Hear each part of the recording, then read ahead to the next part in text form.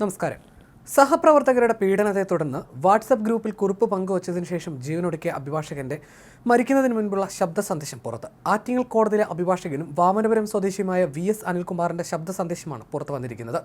ഇന്നലെ പുലർച്ചെ വീട്ടിൽ തൂങ്ങി മരിച്ച നിലയിൽ കണ്ടെത്തുകയായിരുന്നു. ടൂറിസം വകുപ്പിൽ നിന്ന് ഡെപ്യൂട്ടി ഡയറക്ടറായി വിരമിച്ച ശേഷം അഭിഭാഷകനായി പ്രാക്ടീസ് ചെയ്യുകയായിരുന്നു അനിൽ. വീട്ടിൽ ഒറ്റയ്ക്കായിരുന്നു താമസം. വിനീത് മാത്രമല്ല, വിനീത്, സാജു, ചിലപ്പോൾ എൻ്റെ ഉണ്ണി, പിന്നെ ആരൊക്കെ നിങ്ങളുടെ കമ്മിറ്റിയിലുണ്ടെന്ന് എനിക്കറിയില്ല. നമ്മുടെ അളക്കുന്ന ഉണ്ണിയുണ്ടോ, നമ്മൾ കുറുപ്പനിയുണ്ടോ എന്നൊന്നും എനിക്കറിയില്ല. എല്ലാവർക്കും വേണ്ടിയാണ് ഞാനീ പറയുന്നത്. തുണത്തോത്സവത്തിന് വേണ്ടി ഞാനിപ്പോൾ വിനീതിൻ്റെ ഉത്സവത്തിന് വേണ്ടിയല്ലേ, വിനീതിൻ്റെ പേരിൽ ഞാനിപ്പോൾ ഒരു 25,000 റുപ്പീസ് ഗൂഗിൾ പേ ചെയ്യുന്നുണ്ട്. അതിൽ 20,000 റുപ്പീസ് ഉത്സവത്തിന് വേണ്ടിയുള്ള എൻ്റെ കോൺട്രിബ്യൂഷനാണ്. കഴിഞ്ഞ തവണ വിഷ്ണു VR നായരാണല്ലോ വന്ന് മിനിമം 10,000 രൂപയെങ്കിലും തരണം എന്ന് പറഞ്ഞിട്ട് ഞാനത് അന്ന് തന്നത്. തവണ കുറച്ച് കൂടുതൽ ഞാൻ തരുന്നു, കാരണം ഞാനിപ്പം പോകാൻ പോവുകയാണ് ഇവിടെ നിന്ന്, അതുകൊണ്ടാണ്. പിന്നെ ഒരു 5,000 റുപ്പീസ് എക്സ്ട്രാ ഉണ്ട്. നിങ്ങൾ ഒരു കാര്യം ചെയ്തു, അധികം വിഷ്ണു VR നായർ ഐല്യം നക്ഷത്രം മേച്ചേരി വീട്ടിൻ്റെ പേരിൽ ഒരു വഴിപാടോ അങ്ങനെ എന്തെങ്കിലും നടത്തുക. അവന് പാവങ്ങളൊന്നും കിട്ടാതിരിക്കത്തക്ക രീതിയിൽ എന്തെങ്കിലും ഒരു പൂജ ചെയ്തേക്കുക.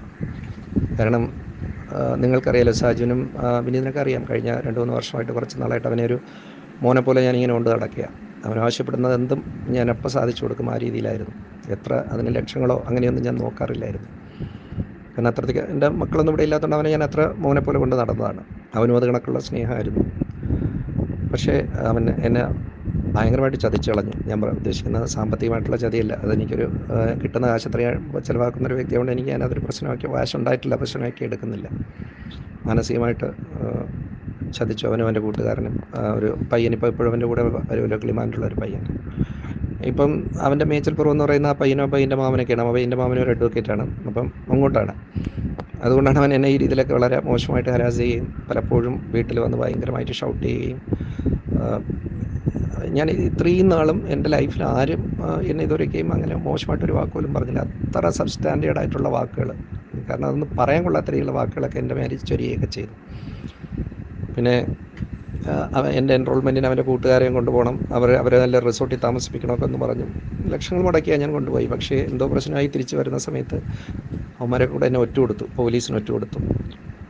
ജീവിതത്തിൽ ആദ്യമായിട്ട് ഒരു പ്രതിയായിട്ട് പോലീസിൻ്റെ കൂടെ പോയി. ഹോസ്പിറ്റല് ഡ്രങ്ക് ആൻഡ് ഡ്രൈവ് എന്നും പറഞ്ഞാൽ, പിന്നെ എവിടെയാ കോടതി, അങ്ങനെ പോയി. എന്നിട്ടും അവൻ്റെ അടുത്ത് എനിക്ക് അത്ര ഒരു ഇത് തോന്നിയില്ല, അത്ര ഒരു വിരോധം തോന്നിയില്ല. പിന്നെ ഞാൻ അവനെ സ്നേഹിക്കുക തന്നെ ചെയ്ത്, അവന് വേണ്ട കാര്യങ്ങളെല്ലാം ഞാൻ ചെയ്തു കൊടുത്തുകൊണ്ടേ തന്നെ ഇരുന്നു. പക്ഷേ ഒരു രക്ഷയില്ല. പിന്നെ അവന് പുതിയ മേഖല കിട്ടിയോണ്ടായിരിക്കും വന്ന് ഷൗട്ടിങ്ങും മാനസികമായിട്ട് ഒരുപാട് പിരിമുറുക്കങ്ങൾ ഉണ്ടാക്കത്തക്ക രീതിയിലുള്ള പ്രവർത്തനങ്ങളൊക്കെയാണ്. അങ്ങനെ ഞാൻ ഒരു ഓഫീസിൽ കൊണ്ട് ഞാനാണ് ആക്കിയത്. അതേ ഓഫീസിൽ തന്നെ ഞാൻ ചെയ്തു. പക്ഷേ അക്ഷരാർത്ഥത്തിൽ അവനും അവൻ്റെ കൂട്ടുകാരനും കൂടെ എന്നെ അവിടെ നിന്ന് പുകച്ച് പുറത്തേ അടിക്കുകയാണ് ചെയ്തത്, പല കള്ളക്കളികളിലൂടെ. അവിടെ എന്ന് വെച്ചാൽ എനിക്ക് അവിടെ ഇരിക്കാൻ പറ്റാത്തൊരു സാഹചര്യമായിപ്പോയി. അങ്ങനെ അതാണ് ഞാൻ പറഞ്ഞ പുറത്ത് അടിച്ചു എന്ന് ഞാൻ പറഞ്ഞത്. ഇനിയിപ്പം 2-3 ദിവസത്തിന് മുമ്പ് ഒരു ദിവസം അവനും മറ്റേ ക്ലിമൻ്റത്തെ പയ്യനും ഒരു 3-4 ആൾക്കാരും കൂടെ മിഡ് നൈറ്റിൽ ഇവിടെ എൻ്റെ വീട്ടിൽ വന്ന് കയറി. ഇനി പറയാനൊരു കാര്യമില്ല, എന്തൊക്കെയോ പറഞ്ഞു. അറിയില്ല, അടുത്ത ദിവസമൊക്കെ അങ്ങനെ തന്നെയാണ്. അടുത്തു ഇങ്ങനെ ഇത്രയും എന്നെ മാനസികമായിട്ട് ചതിക്കും എന്ന് ഞാൻ പറ്റുന്നില്ല, എനിക്ക് പിടിച്ചു നിൽക്കാൻ പറ്റുന്നില്ല. എനിക്ക് എൻ്റെ കംപ്ലീറ്റ് എന്നെ മാനം കെടുത്തി കളഞ്ഞൊരവസ്ഥയായിരുന്നു. അതുകൊണ്ടാണ് ഞാൻ പറഞ്ഞത്, ഞാൻ ഇവിടെ വിട്ട് പോവുകയാണ്. നിങ്ങളും ഒന്ന് അറിഞ്ഞിരിക്കണം. അതുകൊണ്ടാണ്. കാരണം